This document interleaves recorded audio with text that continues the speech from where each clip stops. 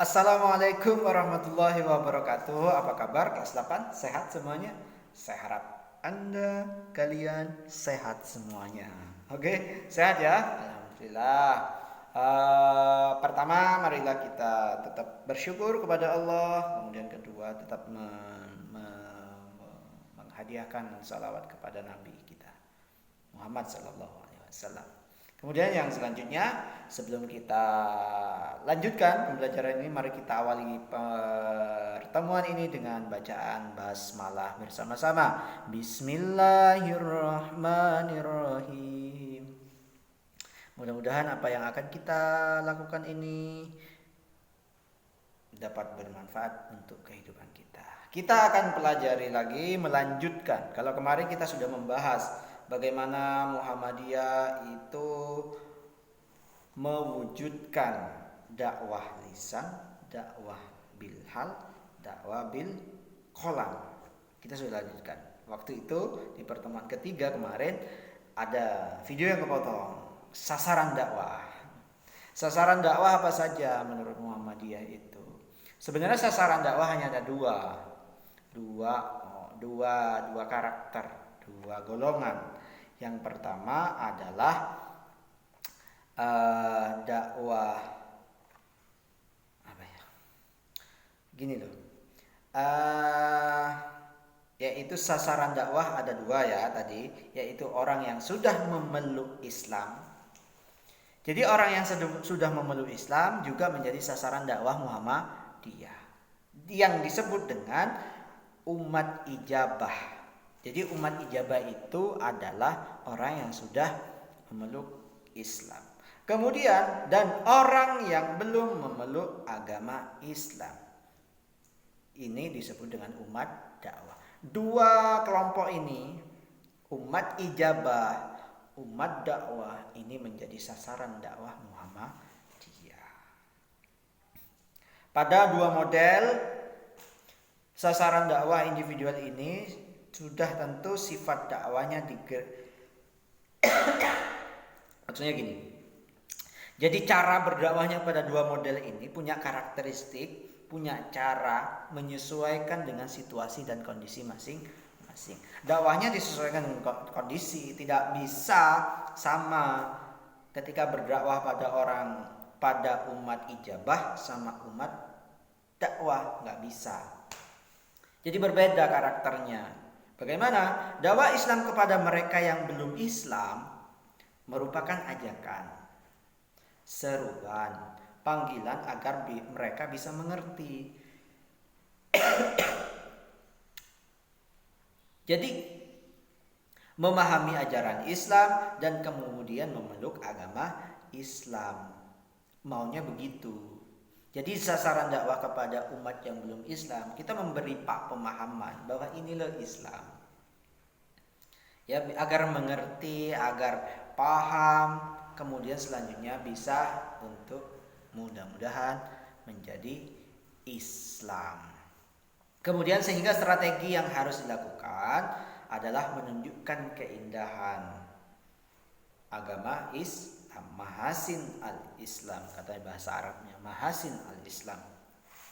Jadi dengan keterangan-keterangan dan tingkah laku teladan sudah tentu ajakan ini harus bersifat sukarela, tidak boleh dengan paksaan agar seseorang mau menganut agama Islam. Jadi karakternya kepada umat dakwah, umat non muslim itu, non Islam itu, yaitu dengan berupa hal-hal yang positif, keterangan-keterangan atau tingkah laku, contoh teladan. Jadi jangan pakai kekerasan, kafir, bukan begitu caranya. Malah dengan begitu Muhammadiyah, Islam bahkan tidak akan menarik. Tapi kalau dengan menunjukkan keindahan Islam, memberikan keterangan-keterangan dan contoh teladan yang baik, minimal itu sudah menjadi satu poin buat mereka. Oh, Islam tuh begini. Daripada loh kok Islam begitu, jangan begitu. Sehingga karakteristiknya untuk umat dakwah itu begitu, dengan berupa yang baik-baik.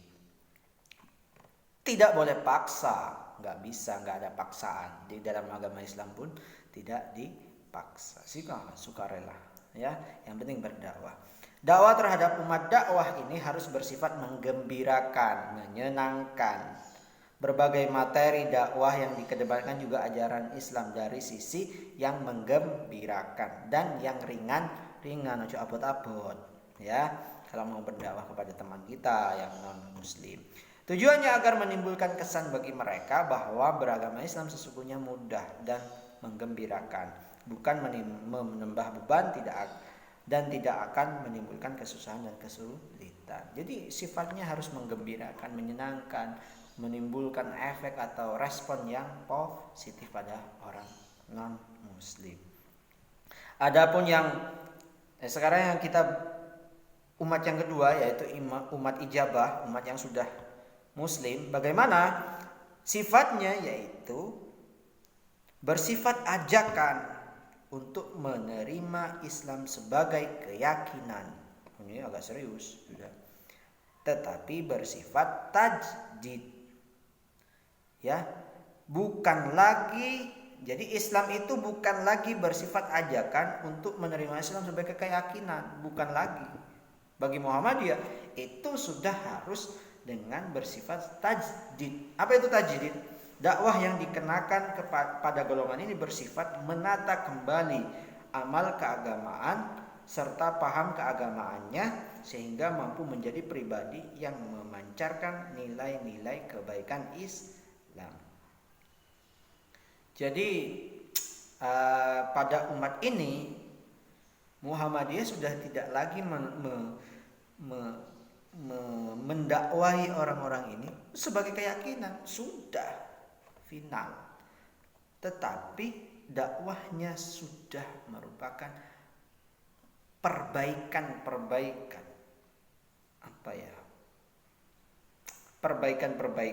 penataan kembali amal keagamaan kita.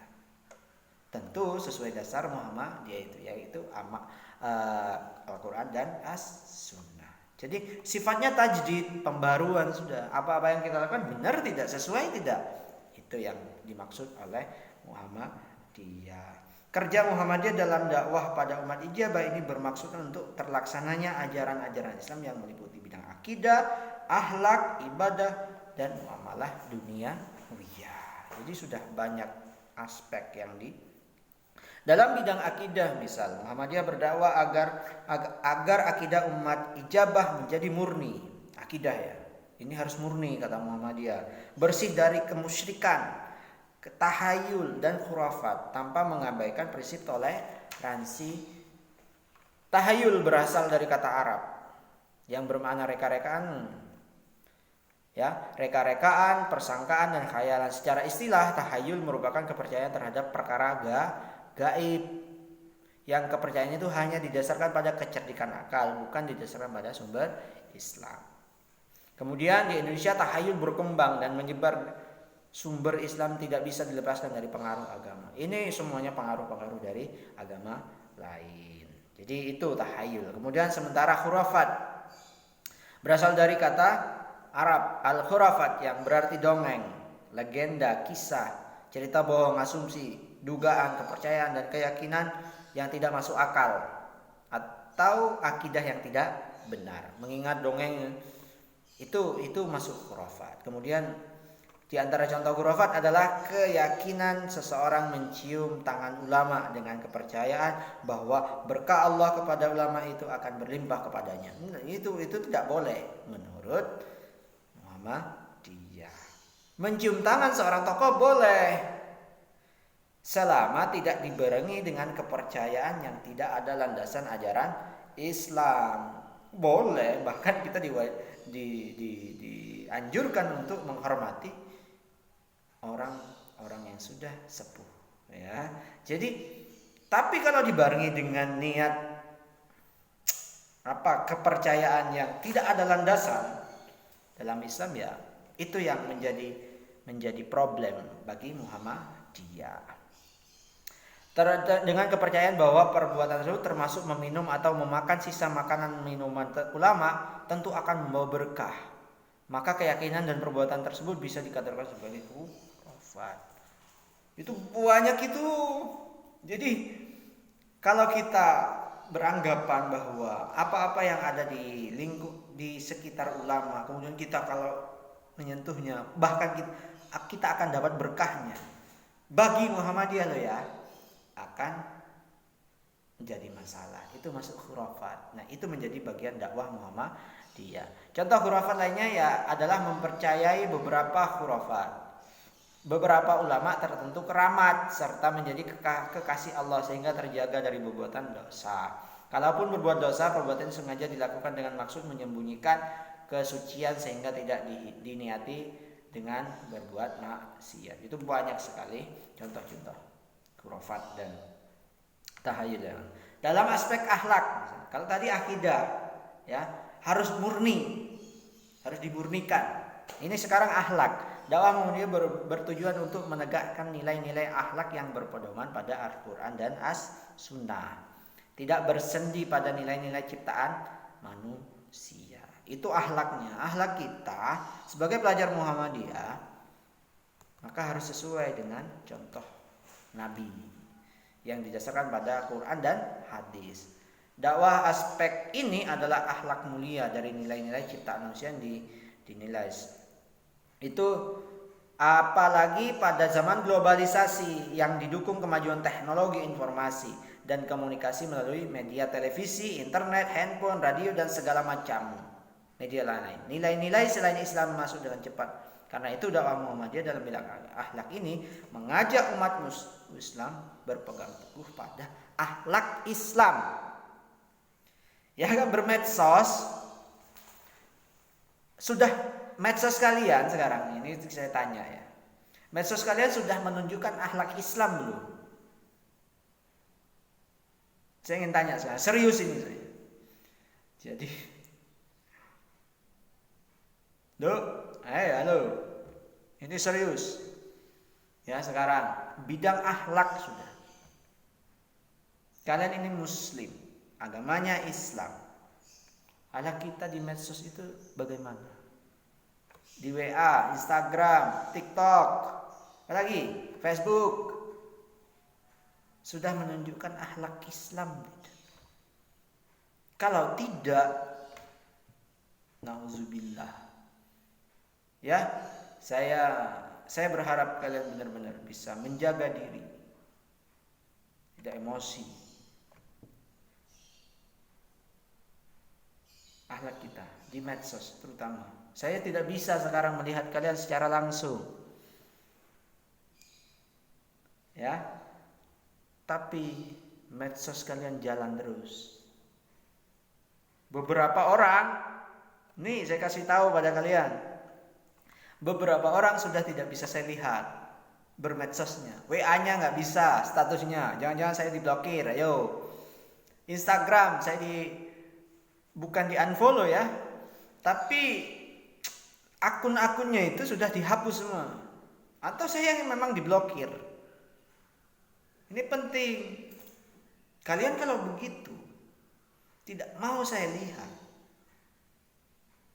berarti ada yang salah dengan medsos kalian. Karena takut kok. Gini-gini salah, gini-gini salah, pasti begitu. Karena memang salah. Kalian sudah mengikuti alur yang salah. Saya ingatkan sekarang. Saya sudah dapat laporan. Jadi generasi yang baik, jadi contoh, jadi teladan. Ya, jangan jadi orang yang ikut-ikutan. Oke, itu akhlak Islam. Akhlak kalian sudah menunjukkan. Karena ini bagian dari dakwah kita. Kalian sekolah di Muhammadiyah itu sudah anugerah. Seandainya kalian tidak sekolah di Muhammadiyah, barangkali tidak akan diajari tentang begini. Babah wewes karepmu kata sekolah ya. Tapi karena berhubung di Muhammadiyah, sekolah Muhammadiyah itu punya misi, visi, yaitu dakwah. Apa dakwahnya? Dakwah Islam. Tapi kalau siswanya, santrinya itu tidak menunjukkan akhlak Islam, ayo kita sama-sama mohon pada Allah, mudah-mudahan kita dijaga oleh Allah. Kita lanjutkan ke dalam aspek yang lain. Kalau tadi sudah akidah, akhlak, sekarang ibadah.